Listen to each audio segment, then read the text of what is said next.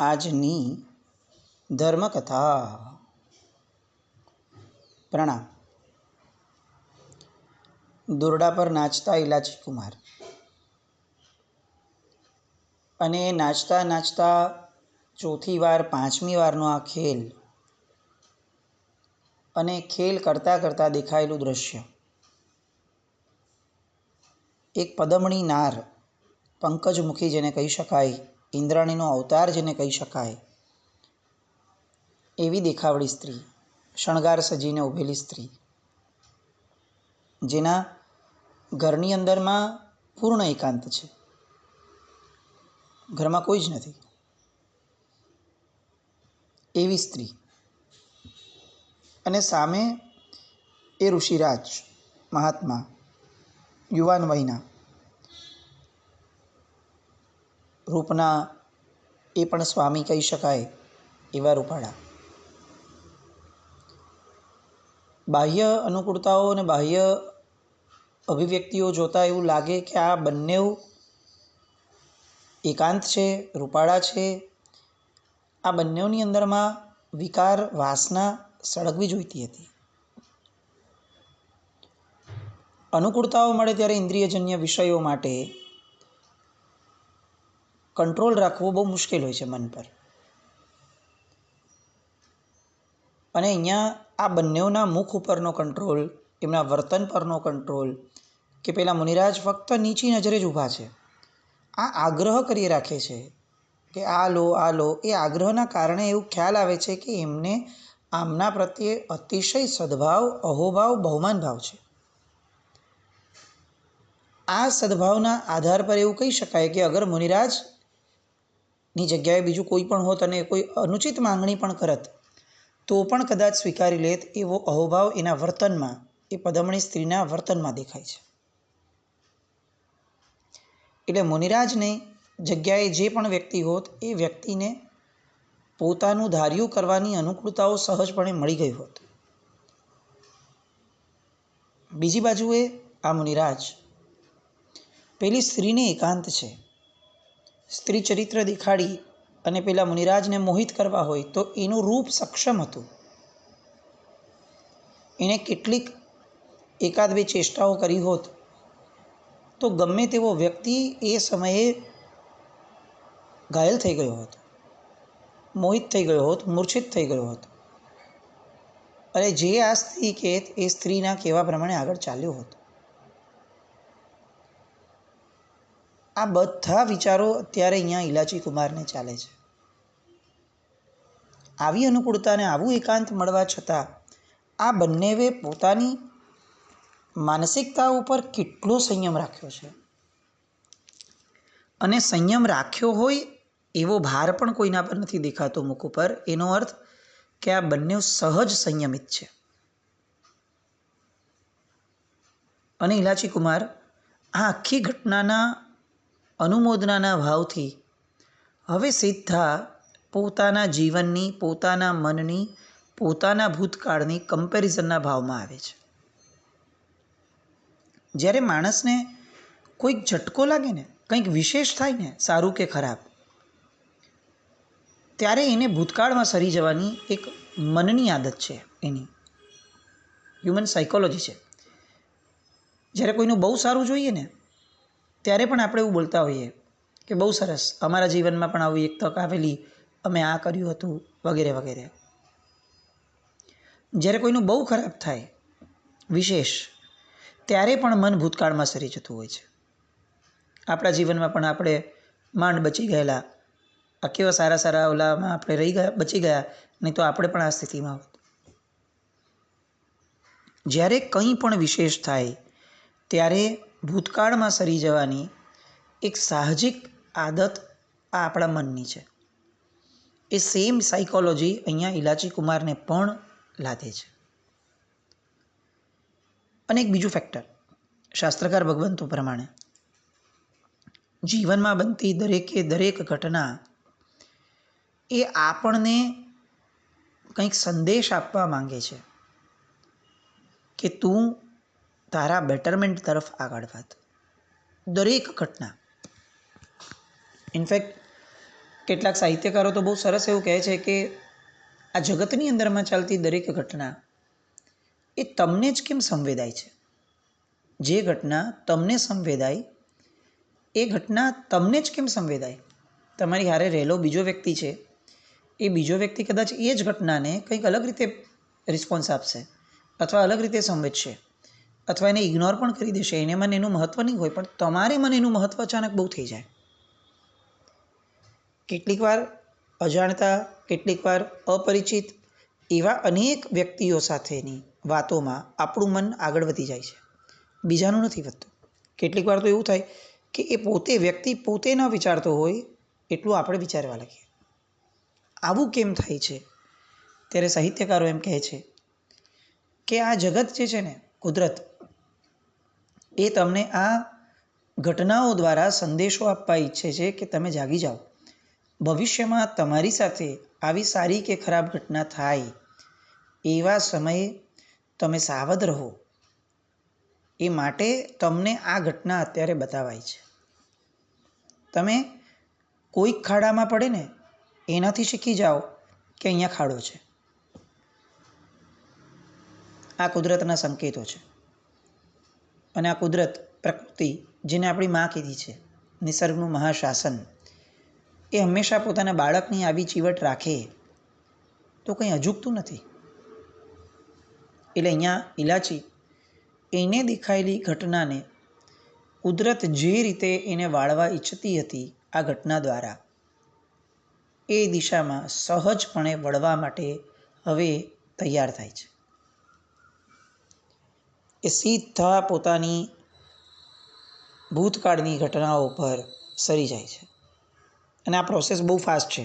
આપણે બહુ શાંતિથી લઈએ છીએ. બાકી આ પ્રોસેસ તો એક ધર્મકથાનો સમય હશે ને એના કરતાં પણ ઓછા સમયમાં આ આખી પ્રોસેસ પૂરી થઈ હશે ને કેવળ જ્ઞાન પણ થઈ ગયું હશે. અંદર ઉતર્યા. એ ઘટનાએ એમને અંદરથી હચમચાવ્યા, વિચારવા પ્રેર્યા એવું નહીં. રીતસર એક હચમચાટ, એક ધરતીકંપ એ પોતાની અંતર્ભૂમિની અંદરમાં અનુભવે છે. આ યૌવન વય અને આ બંને લોકોનું આ રીતનું ઉચિત વર્તન અને એની સામે મારી અનુચિતતા ક્યાં? આવું જ યૌવન મારું પણ હતું. આવું જ રૂપ આ નટડીનું પણ હતું. અને અમે બંને પણ આ રીતે મળ્યા હતા. અલબત્ત આ લોકો તો એકાંતમાં મળ્યા છે, અનુકૂળતાનો સમય છે, જ્યારે હું તો બધાની વચ્ચે મળ્યો હતો. અને તેમ છતાં કેટલી અનુચિતતા કે બધાની વચ્ચે ભેગા હોવા છતાં મેં મનની અંદરમાં કેટલી મૂર્છિતતા સાથે એની ઉપર રાગ અને મોહ ઊભો કર્યો. મને રીતસર મારા મિત્રએ ખેંચવો પડ્યો હતો કે ભાઈ ચાલ, ઘરે જવાનું છે. એ હદ સુધી હું મોહિત થઈ ગયો. રૂપ તો આવું જ હતું. કદાચ આ નટડી કરતાં તો ઊંચું રૂપ આ પદમણી સ્ત્રીનું છે.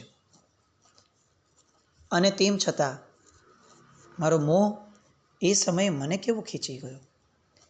આ ઉચિત વર્તન જોતાં જોતાં જોતાં એમને પોતાની અનુચિતતા એ સંવેદાઈ, સ્પર્શી અને ખૂંચી.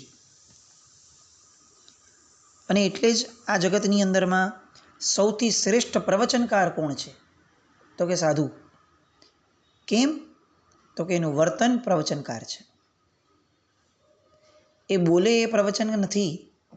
સાધુનું જીવન, સાધુની ચર્યા, સાધુનો આચાર, એ જ આ જગત ઉપર સૌથી મોટું પ્રવચન છે. અહીંયા આ સાધુ ભગવંતે કોઈ પ્રવચન નહોતું આપ્યું. એમના ઉચિત વર્તનને જોઈ અને ઇલાચીને પોતાની અનુચિતતા એ ખૂંચવાની શરૂ થઈ. અને ઇલાચીનું કેળવાયેલું મન એ હવે આ ભાવને ટકાવી રાખે છે. સૌથી મહત્ત્વનું ફેક્ટર, આલંબન મળ્યું છે શ્રેષ્ઠ, એની કોઈ ના જ નથી. ઉપકાર બહુ મોટો છે આલંબનનો. પણ એટ ધ સેમ ટાઈમ આપણે આ ફેક્ટરને પણ ગૌણ ન કરી શકીએ કે આવા આલંબનો આપણને પણ મળતા હોય છે. આપણને પણ ઇલાચી જેવા શુભ વિચારો આવતા હોય છે. સાવ આપણે કંઈ નખાયેલી કક્ષાના નથી કે આપણને આવો વિચાર જ નથી આવતો. બટ ધ પ્રોબ્લેમ ઇઝ કે આપણું મન કેળવાયેલું નથી કે આપણે એ વિચારને એક્સટેન્ડ કરી શકીએ. અને મૂળ ધર્મક્રિયાઓ આપણી પાસે આ જ કરાવવા માંગે છે કે તમે તમારી શુભતાને જેટલું બને એટલું એક્સટેન્ડ કરતાં શીખો. તો એક્સટેન્ડ કરતાં એને લાંબી દીર્ઘ સમયની કરતાં એક સમય એવો આવશે જ્યારે એ પૂર્ણપણે છપાઈ જશે. અભ્યાસ શુભ વિચારોનો પણ અભ્યાસ છે.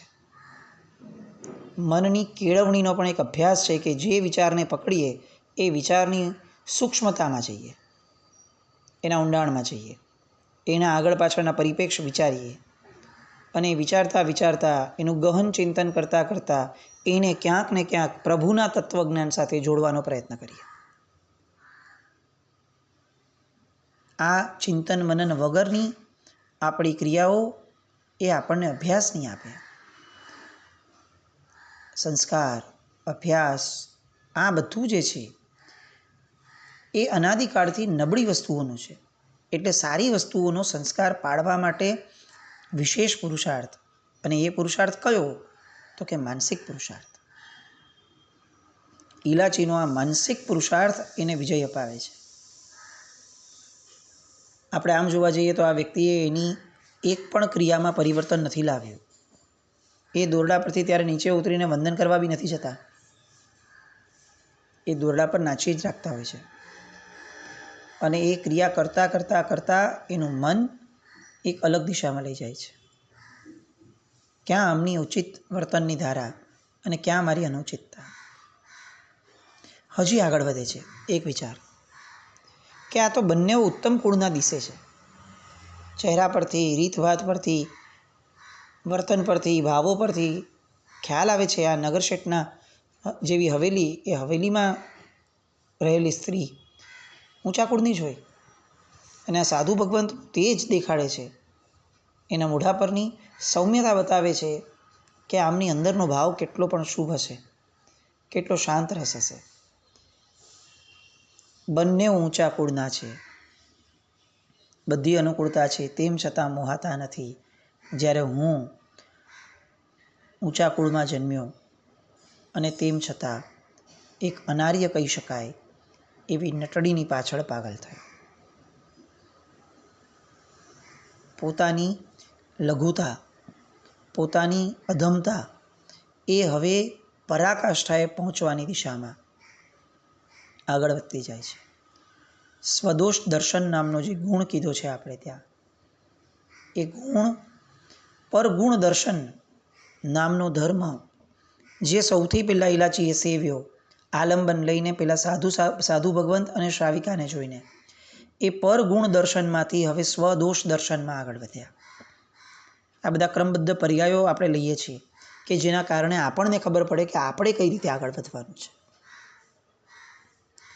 આપણું મતિ જ્ઞાન જ્યાં સુધી નિર્મળ નહીં થાય ત્યાં સુધી કેવળ જ્ઞાનની ભૂમિકા નહીં રચાય.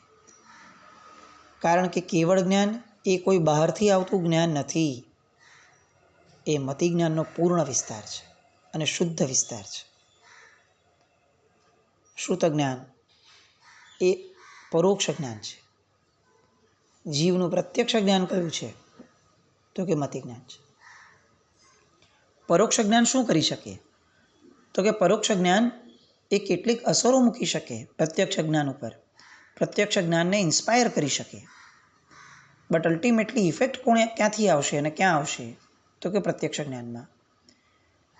અને એટલે જ આપણે જોઈએ છે અત્યારે આટલા બધા પ્રવચનો સાંભળ્યા પછી પણ એ પ્રવચનો શ્રુત જ્ઞાન છે, એટલે કે અપ્રત્યક્ષ જ્ઞાન છે, બહારથી લેવાતું ઊંચીનું જ્ઞાન છે.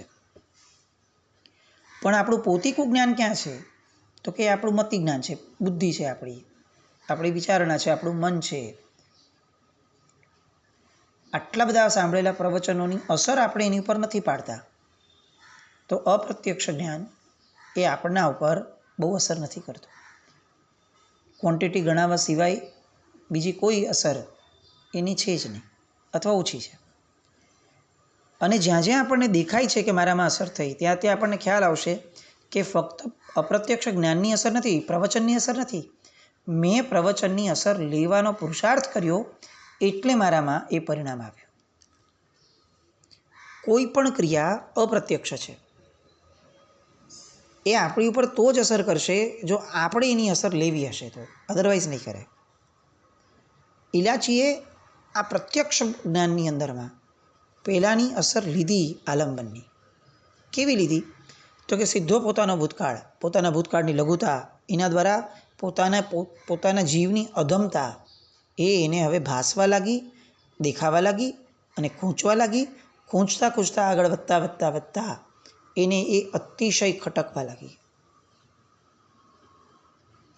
અરે રે, મારા જીવે કેવું અધમ કાર્ય કર્યું, આ કેવા ઉત્તમ તત્વો અને હું કેવો અધમ.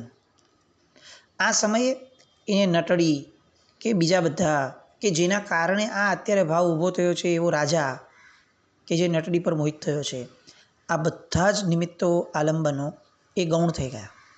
એ અત્યારે એને પ્રાયોરિટીમાં નથી દેખાતા.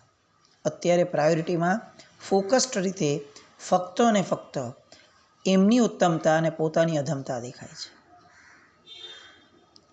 આગળ વધતા પરિસ્થિતિ એ આવીને ઊભી રહે છે કે ઓલું આલંબન પણ સરી ગયું. હવે એમની વિચારણાની અંદરમાં આ આલંબનની ઉત્તમતા નથી. હવે ફક્ત ને ફક્ત પોતાની અધમતા છે.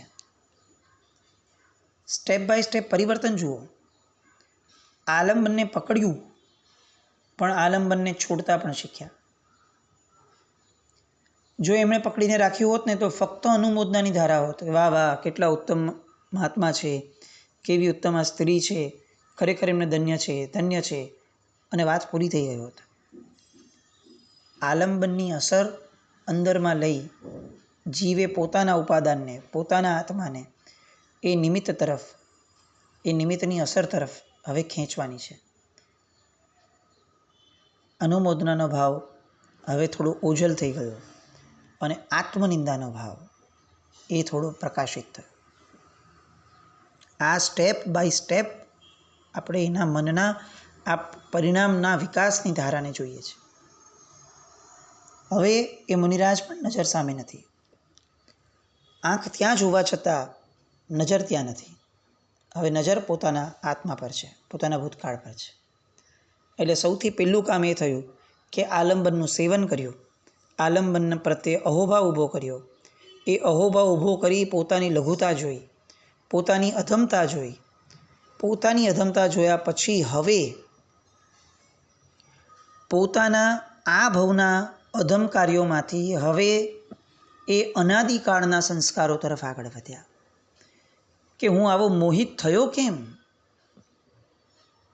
હું આવો મોહિત થયો કારણ કે મારો આત્મા ભાન ભૂલ્યો છે. દૈહિક ભાવ પરથી ધીરે ધીરે હવે આત્મિક ભાવ તરફ વળ્યા. શુભ ભાવમાંથી ધીરે ધીરે એ શુદ્ધ ભાવ તરફ વળ્યા. એમને ફક્ત પશ્ચાતાપથી કેવળ જ્ઞાન થયું છે કહેવું એ અધૂરું છે. કારણ કે પશ્ચાતાપ માત્રથી આત્મિક ભાવમાં કેવળ જ્ઞાન થઈ જાય એ શક્યતા નથી. કોઈ પણ બાહ્ય ભાવ અને વિભાવ એમાંથી આપણે આત્મિક ભાવમાં જઈએ તો આત્મા પરના કર્મો દૂર થાય, અને આત્મા પરના કર્મો દૂર થાય એટલે આત્માનું જ્ઞાન પ્રકાશિત થાય.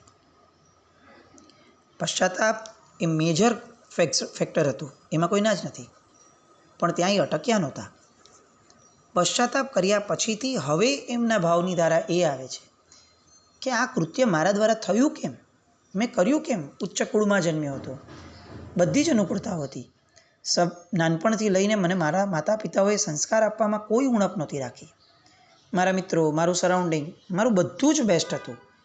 એમાંની એક પણ વસ્તુ એવી ન હતી કે જેના કારણે મને આ અનાર્ય કુળમાં જન્મેલી એવી સ્ત્રી માટે છેક મારું ઘર છોડવાનું, મારો ધર્મ છોડવો, મારા માતા પિતા છોડવા, મારી વૃદ્ધિ સમૃદ્ધિ સંપત્તિ છોડવી, મારી આખીને આખી જીવન વ્યવસ્થા છોડવી, મારું આર્યપણું છોડવું, આ લેવલ સુધી હું ગયો. એનું મૂળ કારણ ફક્ત ને ફક્ત આ ટેમ્પરરી મૂર્છા ન હોઈ શકે. એનું મૂળ કારણ મારો અનાદિકાળનો સંસ્કાર હોઈ શકે કે જે મારા આત્મા પર ચોંટેલો હતો. આ નટડીના આલંબનથી એ મારો સંસ્કાર એ એકદમ ઉજાગર થયો. એટલે હવે એક્ઝેક્ટલી શું થયું? હવે ઘટનાની અંદરમાંથી નટડીનું આલંબન જે લીધું હતું કે નટડીના આલંબનથી હું બગડ્યો, એ નટડી પણ ખસી ગઈ. એક પછી એક તત્વો ખસતા ગયા અને ધીરે ધીરે ધીરે ફક્ત પોતાનો આત્મા એ દિશા આવવા લાગી. પેલા મોટું આલંબન ગયું. હવે જે વિચારણામાં આલંબન હતું નટડીનું એ પણ ગયું. હવે કોણ આવે છે એ વિચારણા માટે આવતીકાલે ફરીથી મળીએ. પણ આ ભાવોને આપણે સંવેદતા રહીએ કે આપણો દરેક ધર્મ આવી દિશામાં આપણને લઈ જનારો થાય તો આપણું મતિજ્ઞાન નિર્મળ થશે. આવું કંઈક આપણે જે કલ્પનાથી આ ચિત્રને ઉપસાવવા માંગીએ છીએ એવું આપણને સમજાવે છે. જીના જ્ઞાન કંઈ પણ બોલાય તો મિચ્છામિ દુક્કડમ જૈનમ જયતિ શાસન.